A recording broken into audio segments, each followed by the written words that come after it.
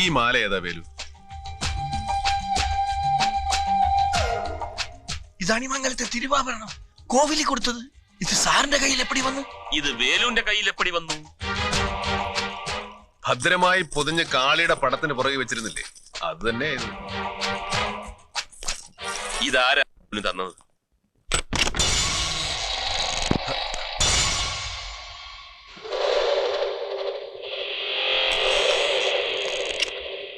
ഇയാളാണോ SAR ജുവലറിയുടെ owner Padmanabhanachari? അറിയില്ലേ വേലു? തനിക്കറിയാവടോ ഇയാളെ? അറിയാം. എങ്ങനെ അറിയാം? ഈ ഡ്യൂപ്ലിക്കേറ്റ് മാലയും കുറെ ഉറപ്പിക്കുകയും ഞാൻ വേലുവിന് കൊടുത്തിട്ടുണ്ട്. എന്തിന്? അത് അണിമംഗലത്തുള്ള ഇതിന്റെ ഒറിജിനലിന് വേണ്ടി. ഉറപ്പിക എന്ന് പറഞ്ഞു. എത്ര കൊടുത്തു? 8 ലക്ഷം കൊടുത്തു. ഒരുമിച്ച് കൊടുത്തോ അതോ പലപ്പോഴായി? ഇതിനൊക്കെ എന്തെങ്കിലും രേഖയുണ്ടോ?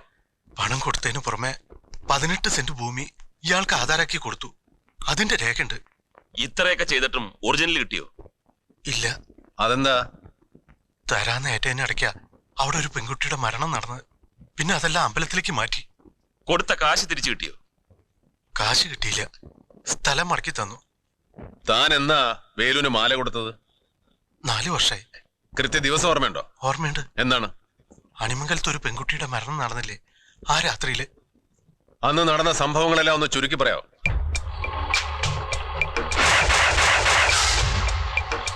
ഞാനിപ്പോ മടങ്ങി വരും.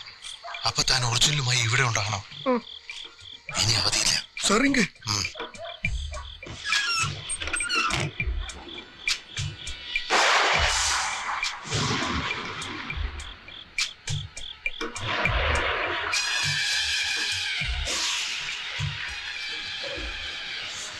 പിന്നെ നടന്നൊന്നും എനിക്കറിയില്ല സാർ.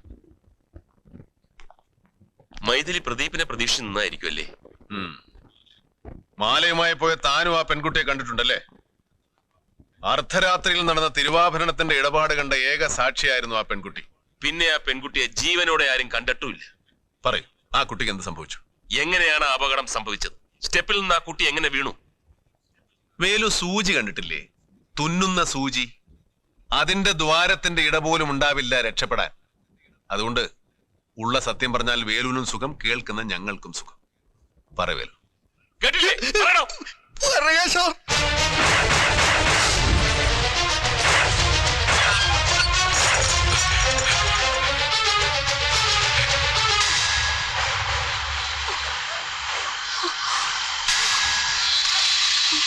വേലു മൈഥിലിയെ പേടിപ്പിച്ചു എന്നുള്ളത് സത്യം. പക്ഷെ അവൾ കാൽ തെറ്റി വീണു എന്നുള്ളത് നുണ. ഈ ഫോട്ടോയിൽ കാണുന്ന പോലെയാണ് ബോഡി ഇവിടെ കിടന്നിരുന്നത് എന്നല്ലേ വേലു പറഞ്ഞത്? ആമാ സാർ. മാറ്റമൊന്നുമില്ലല്ലോ. ഇല്ലേ വിക്രം,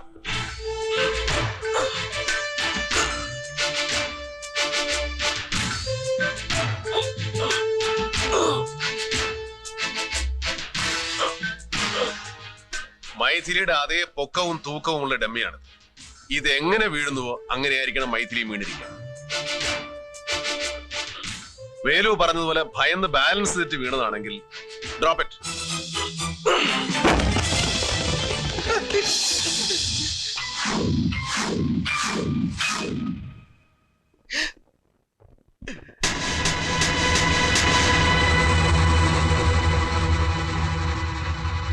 വേലൂര് കാര്യം മനസ്സിലായില്ലേ?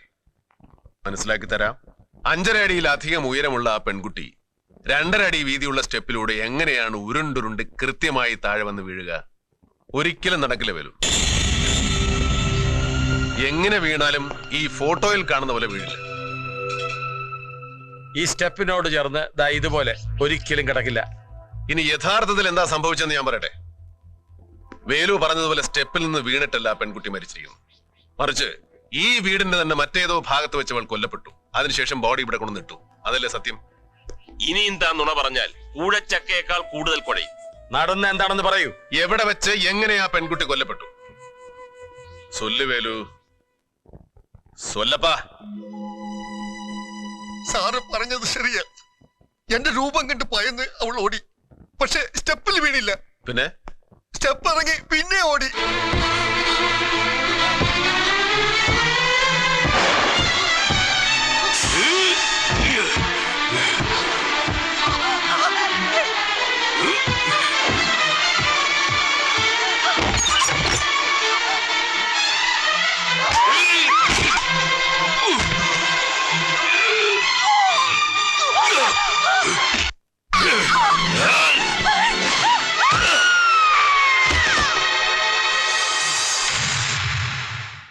എന്നിട്ട് എന്ത് ചെയ്തു?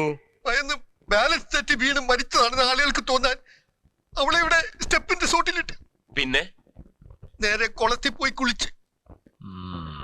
ഇപ്പോഴും മുഴുവൻ അങ്ങോട്ട് ശരിയാകുന്നില്ലല്ലോ വേലു. കുറച്ച് ശരി, കൂടുതൽ നുണ. അല്ല സാർ. ആണ് സാർ.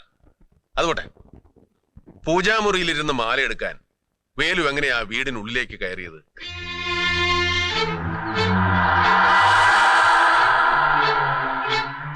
இந்த കോവണിയിലൂടെ.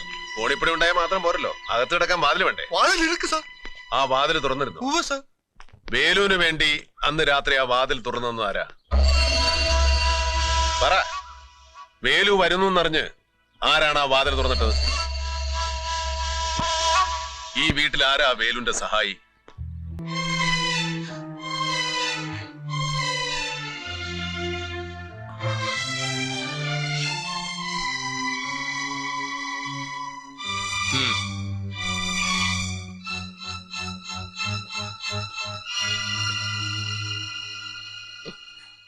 മൈഥിലി എന്തോ വേഷം കെട്ടി പേടിപ്പിച്ചെന്ന് പറഞ്ഞല്ലോ. ഇതിനു മുമ്പ് ആരെങ്കിലും ഇങ്ങനെ വേഷം കെട്ടി പേടിപ്പിച്ചിട്ടുണ്ടോ? ശങ്കരേട്ടന്റെ ഭാര്യ ഉഷയെ. കൃഷ്ണൻ നായർ പറഞ്ഞു ഉഷയെ പേടിപ്പിക്കാൻ, അല്ലേ? വേലുവിന് കൃഷ്ണൻ നായർ എങ്ങനെ അറിയാം? എന്നെ അണിമംഗലത്ത് കൊണ്ട് ചേർത്തത് കൃഷ്ണൻ സാറാണ്. പണ്ട് ഇടയ്ക്ക് പൈസ ഒക്കെ തരാറുണ്ടോ? തരും. ഉഷയെ ഭയപ്പെടുത്തിയത് എന്തെന്നു? 500 രൂപ. ഉഷയുടെ മരണം മെഡിക്കൽ നെഗ്ലിജൻസോ വെറും കയ്യബദ്ധമോ അല്ല, മുൻകൂട്ടി തീരുമാനിച്ചുറപ്പിച്ച കൊലപാതകമായിരുന്നു. വളരെ സമർത്ഥമായി നിങ്ങൾ വേലുവിനെ ഉപയോഗിച്ചു. വീഴ്ചയിൽ ആ സ്ത്രീ മരിക്കാത്തതുകൊണ്ട് ആ കർമ്മം നിങ്ങൾ നേരിട്ട് നിർവഹിച്ചു, അല്ലടോ? എന്ത് ലാഭത്തിന് വേണ്ടിയാ നിങ്ങളത് ചെയ്തത്? അണിമംഗലം കുടുംബത്തിന്റെ ഭൂരിഭാഗം സ്വത്തിന്റെയും, അതായത് 70% അവകാശി ശങ്കരേട്ടനാണ്. ശങ്കരേട്ടനാണെങ്കിൽ കുട്ടികളില്ല, ഭാര്യ നിത്യരോഗി. അവരെ ഒറ്റയടിക്ക് ഇല്ലാതാക്കിയാൽ? അതല്ല, ഉഷ അവരുടെ അടുത്ത ബന്ധത്തിൽ നിന്ന് ഒരു കുട്ടിയെ ദത്തെടുക്കാൻ തീരുമാനിച്ചു. അവര് വളരെയേറെ നിർബന്ധിച്ചത് കൊണ്ടാണ് ശങ്കരേട്ടൻ അതിന് സമ്മതിച്ചത്. അതോടെ 70% സ്വത്തിനും പുതിയ നാഥനായി. ആകെ ഒരു ശല്യം ആ സ്ത്രീ ആയിരുന്നില്ലേ? ആ ശല്യം കൂടെ നീങ്ങി കിട്ടിയാൽ ശങ്കരേട്ടനെ തുള്ളിക്കാനുള്ള താളമൊക്കെ ഡോക്ടർക്ക് അറിയാം. ഹോസ്പിറ്റലോ റിസോർട്ടോ ചുളുവിലക്ക് എന്താ സാധിച്ചുകൂടാത്തത്? എന്തൊരു ജാതകമാടോ തന്റെയൊക്കെ. ഇനി പറ, മൈഥിലിയുടെ മരണവുമായി നിങ്ങൾക്ക് എന്താണ് ബന്ധം? സത്യമായിട്ട് ഒരു ബന്ധവും ഇല്ല സാർ.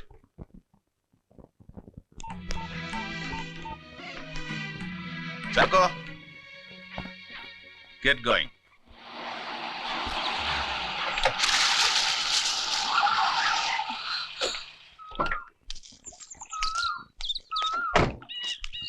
ക്ഷേത്ര ദർശനമൊക്കെ കഴിഞ്ഞോ? കഴിഞ്ഞു.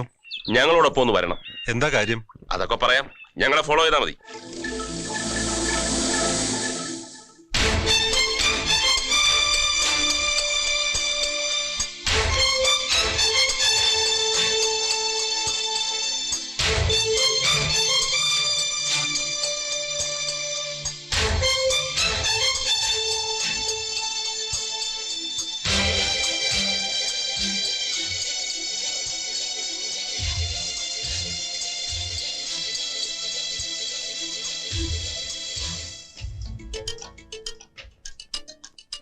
CBIക്ക് കിട്ടിയ വിവരം അനുസരിച്ച് മരണം നടന്ന ദിവസം രാത്രി അണിമംഗലത്തുണ്ടായിരുന്നത് 5 പേരാണ്.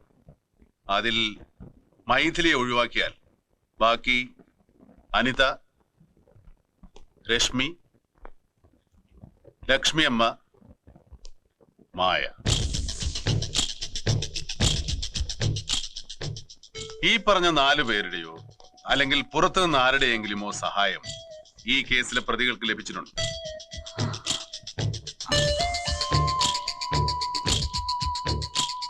CBIക്ക് കേസിന്റെ അന്വേഷണം പൂർത്തിയാക്കണമെങ്കിൽ അതാരാണെന്ന് തിരിച്ചറിഞ്ഞേ മതിയോ? നിങ്ങൾ പോലീസിലോ CBIക്കോ കൊടുത്തിട്ടുള്ള മൊഴിയിൽ പറഞ്ഞിട്ടുള്ളതല്ലാതെ മറന്നുപോയതോ വിട്ടുപോയതോ മനഃപൂർവ്വം വിട്ടുകളഞ്ഞതോ ആയ എന്തെങ്കിലും കാര്യങ്ങൾ അന്ന് രാത്രി നടന്നിട്ടുണ്ടോ? ഇല്ല. ഇല്ല. ഷുവർ? ഷുവർ. Very good. ഒരു ചോദ്യം ശങ്കരേട്ടനോട് ചോദിക്കാനുണ്ട്. ആ ദിവസം ശങ്കരേട്ടൻ എപ്പോഴാ തിരുവനന്തപുരത്ത് നിന്ന് വന്നത്? രാവിലെ. അല്ല, ഉച്ചയ്ക്ക്. അതെ, എനിക്ക് നല്ല ഓർമ്മയുണ്ട്. ആ അതുപോട്ടെ. അണിമംഗലത്തെ ദോഷം കൊണ്ട് പലരും മരിച്ചെന്ന് പറഞ്ഞല്ലേ? ആരൊക്കെയാ അവര്? സാമ്പിയായിലുള്ള അനിയത്തിയുടെ മകൻ, ഉം. ചേച്ചിയുടെ ഹസ്ബൻഡ്, ഉം. പിന്നെ ആ പെൺകുട്ടി. ഒരു പേര് വിട്ടുപോയല്ലോ. ശങ്കരേട്ടന്റെ ഭാര്യ ഉഷ. അത് വിട്ടു. ലക്ഷ്മി അമ്മയുടെ ഹസ്ബൻഡ് അല്ലേ ഒരു ആക്സിഡന്റ് പെട്ട് മരിച്ചത്? അതെ. മരിക്കുമ്പോ അളിയൻ വലിയ കടബാധ്യതക്കാരനായിരുന്നു അല്ലേ?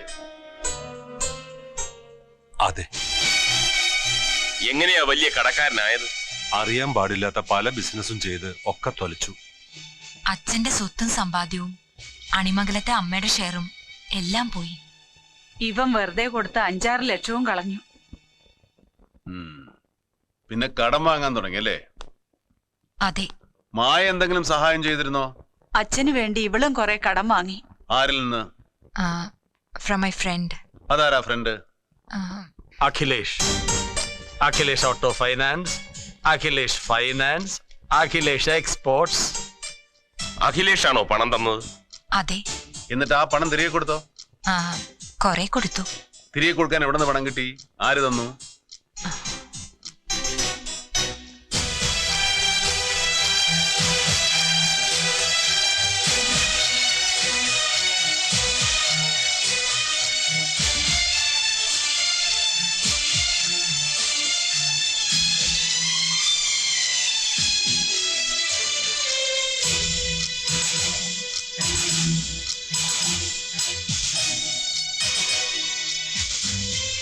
ഇയാളാണോ പണം തന്നത്? ഇയാളെ എനിക്കറിയില്ല. ഞാൻ പണം വേലുവിന്റെ കയ്യിലാ കൊടുത്ത്. വേലു വഴിയാണോ പണം കടം വാങ്ങിയത്? അല്ല. പിന്നെ കടം വിട്ടാനുള്ള പണം ഇവിടുന്ന് കിട്ടി.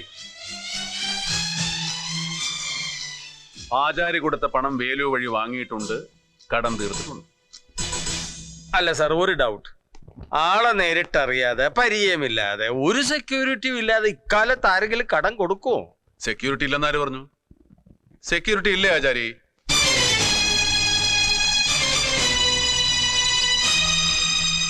ശരി, മായ വാങ്ങിയില്ല. വേറെ ആരെങ്കിലും വാങ്ങിയോ? ഇവരിങ്ങനെ മിണ്ടാതിരുന്നാൽ എങ്ങനെയാ ചാക്കോ? മിണ്ടിയെ തീരൂ സർ. ചാക്കോ, അതിഞ്ഞെടുത്തേ.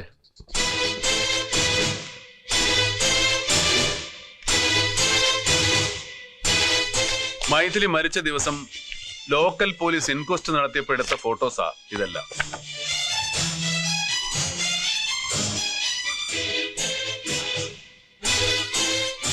എന്തിനാ വിരലിൽ ഇതുപോലെ സാരി ചുറ്റിയിരിക്കുന്നത്? എന്തെങ്കിലും മറയ്ക്കാനാണോ ലക്ഷ്മിയമ്മേ? എന്തു മറയ്ക്കാൻ?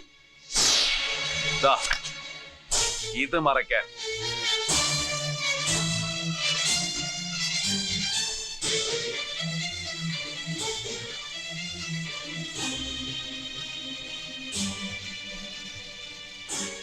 ഈ മുറിവ് എങ്ങനെ ഉണ്ടായി? ഈ സംഭവം നടക്കുന്നതിന് 3-4 ദിവസം മുൻപ് കറിക്കോ മറ്റോ നുറുക്കുമ്പോ കത്തി കൊണ്ട് മുറിഞ്ഞതാ. അതെന്ന് പോലീസ് ചോദിച്ചപ്പോ ഞാൻ പറയുകയും ചെയ്തു. 3-4 ദിവസം എന്ന് പറയുമ്പോ മൈഥിലി മരിക്കുന്നതിന് മുമ്പ്, അനിതയും കൂട്ടുകാരികളും അണിമംഗലത്ത് എത്തുന്നതിന് മുമ്പ്. അതെ. ഉറപ്പ്? അതെ, എനിക്ക് നല്ല ഓർമ്മയുണ്ട്. ഈ ഫോട്ടോ ഒക്കെ എന്നെടുത്തതാ? കുട്ടികൾ അണിമംഗലത്ത് വന്നപ്പോ എടുത്തതാ. അതായത് മൈഥിലി മരിക്കുന്നതിന് ഏതാനും മണിക്കൂറുകൾക്ക് മുമ്പെടുത്തത് അല്ലേ? അതെ.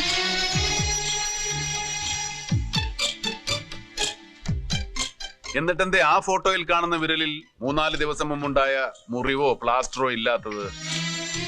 3-4 ദിവസം മുമ്പുണ്ടായ മുറിവ് പെട്ടെന്ന് എങ്ങനെ അപ്രത്യക്ഷമായി? അടുത്ത ദിവസം വീണ്ടും ആ മുറിവ് എങ്ങനെയാണ് പ്രത്യക്ഷപ്പെട്ടത്? മുറിവ് എപ്പോഴാ ഉണ്ടായത്? എനിക്ക് നല്ല ഓർമ്മയില്ല. ചിലപ്പോ ആ കുട്ടി മരിച്ച ദിവസം രാവിലെ ആയിരിക്കും സാർ. ചിലപ്പോ ഒന്നുമല്ല, പെൺകുട്ടി മരിച്ച അന്ന് തന്നെയാണ് മുറിവുണ്ടായത്. അത് എങ്ങനെ ഉണ്ടായി? അതാണ് ചോദ്യം. അത് എനിക്ക് നല്ല ഓർമ്മയില്ല. ഞാൻ ഓർമ്മിപ്പിക്കാം. സ്വന്തം വീട്ടിലും വീട്ടിനടുത്തും ആവശ്യത്തിന് ഹോസ്പിറ്റൽസും ഡോക്ടേഴ്സും ഉണ്ടായിട്ടും എന്തിനാ ലക്ഷ്മിയമ്മയെ 22 കിലോമീറ്റർ ദൂരെയുള്ള കരുണ ഹോസ്പിറ്റലിൽ പോയി ഈ മുറിവിന് ചികിത്സിച്ചത്? 1.5 മാസത്തോളം നിങ്ങളെ ചികിത്സിച്ച ഡോക്ടർ മനോഹരൻ നിങ്ങളെയും നിങ്ങളുടെ കൂടെ അന്ന് കൂട്ടിന് വന്ന വേലുവിനെയും ഇന്ന് നന്നായി ഓർക്കുന്നു. ഡോക്ടർ മനോഹരൻ നിങ്ങൾക്ക് എഴുതി തന്ന പ്രിസ്ക്രിപ്ഷനായത്. വേലുവിന്റെ വീട് പരിശോധിച്ചപ്പോ കിട്ടിയതാ.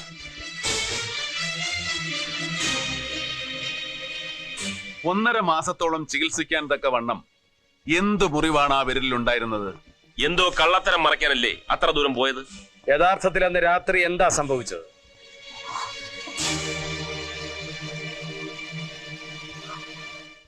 ഇനി പറയൂ ലക്ഷ്മിയമ്മേ, അന്ന് രാത്രി നടന്ന സംഭവത്തിൽ നിങ്ങളുടെ പങ്കെന്തായിരുന്നു?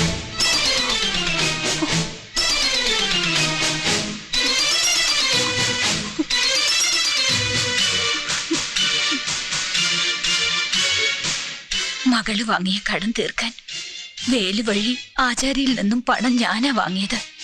അത് തിരികെ കൊടുക്കാൻ കഴിയാതെ വന്നപ്പോ പകരം തിരുവാഭരണം വേണമെന്ന് ആചാര്യൻ നിർബന്ധിച്ചു. ആ രാത്രി തിരുവാഭരണം കൊടുക്കാനുള്ള അവസാന ദിവസമായിരുന്നു. ആചാരി കൊടുത്ത ഡ്യൂപ്ലിക്കേറ്റ് ആഭരണവുമായി വേലു വന്നപ്പോ പൂജാമുറിയിലിരുന്ന ഒറിജിനലും എടുത്തുകൊണ്ട്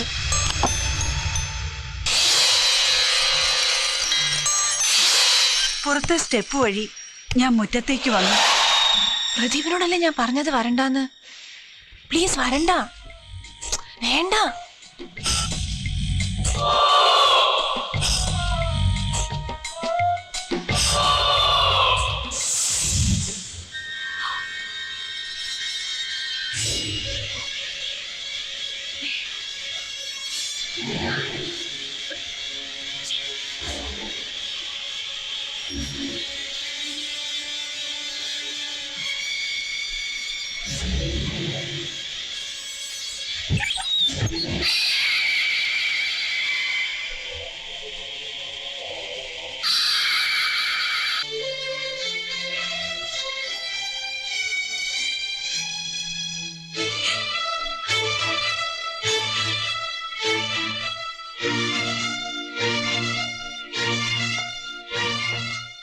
വിധവയായ സ്ത്രീ, പ്രായമായ മകൾ, അന്തസ്സും ആഭിജാത്യമുള്ള കുടുംബത്തിലെ അംഗമായ ഞാൻ അർദ്ധരാത്രി വീട്ടിലെ ജോലിക്കാരനുമായി കാണപ്പെട്ടാൽ ഞാൻ എത്ര സത്യം പറഞ്ഞാലും ആരും വിശ്വസിക്കില്ല. എത്ര തേച്ചാലും വായിച്ചാലും അതുകൊണ്ടുണ്ടാകുന്ന അപമാനം തീരില്ല. ആ സമയത്ത് എനിക്ക് മറ്റൊന്നും തോന്നിയില്ല. തിരുവാഭരണം കൈമാറുന്നത് മൈഥിലി കണ്ടു കാണുമെന്നതിനേക്കാൾ ഞാൻ ഭയന്നത് തെറ്റിദ്ധാരണ മൂലമുണ്ടാകുന്ന അപമാനത്തെയാണ്. ഒന്ന് ചോദിച്ചോട്ടെ, മൈഥിലിക്ക് പകരം ആ കാഴ്ച കണ്ടത് നിങ്ങളുടെ സ്വന്തം മകളായിരുന്നെങ്കിൽ നിങ്ങൾ അവളെയും കൊല്ലുമായിരുന്നു. തെറ്റ് തെറ്റ് തന്നെയാണ്, എങ്ങനെയൊക്കെ ന്യായീകരിച്ചാലും. ഉഷയെ വേഷം കെട്ടി പേടിപ്പിച്ചതിന് 500 രൂപ കിട്ടി. ഈ സംഭവത്തിൽ വേഷം കെട്ടി പേടിപ്പിച്ചതിനും കണ്ട സത്യം മറച്ചു വെച്ചതിനും കൊലയ്ക്ക് കൂട്ടുന്നതിനും കൂടി എത്ര കിട്ടി? 5000 രൂപ കടച്ചാച്ചു സാർ. അപ്പൊ ഇൻക്രിമെന്റ് ഉണ്ട്. ലക്ഷ്മിയമ്മേ, ഈ കേസ് തെളിയിക്കപ്പെടണമെന്നുള്ളത് ദൈവനിശ്ചയമാണ്. ഇങ്ങനെ ഒരു കേസിന്റെ മർമ്മപ്രധാനമായ തെളിവായി തീരുന്നത് CBIയുടെ ചരിത്രത്തിൽ തന്നെ ആദ്യമാണ്. ഇത് ദൈവത്തിന്റെ അടയാളമാണ്.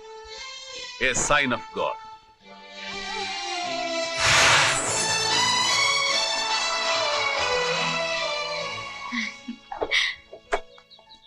പൂജയൊക്കെ കഴിഞ്ഞോ? എല്ലാം ഭംഗിയായി കഴിഞ്ഞു. കാപ്പ തന്നെ വന്ന് എല്ലാം നടത്തി തന്നു. ഉഷമ്മയ്ക്ക് വേണ്ടി പ്രത്യേക കർമ്മങ്ങളും ഉണ്ടായിരുന്നു. Very good.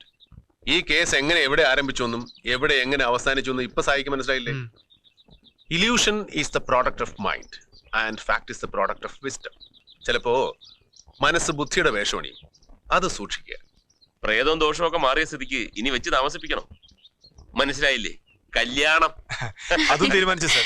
അടുത്ത മാസം 26-ന് അണിമംഗലം ക്ഷേത്രത്തിൽ വെച്ച് സാറിനോട് ആദ്യം പറയുന്നത്. അപ്പൊ എല്ലാം തീരുമാനിച്ച് ഉറപ്പിച്ചിട്ടാണ് വരവല്ലേ? Wish you all the luck. Thank you sir.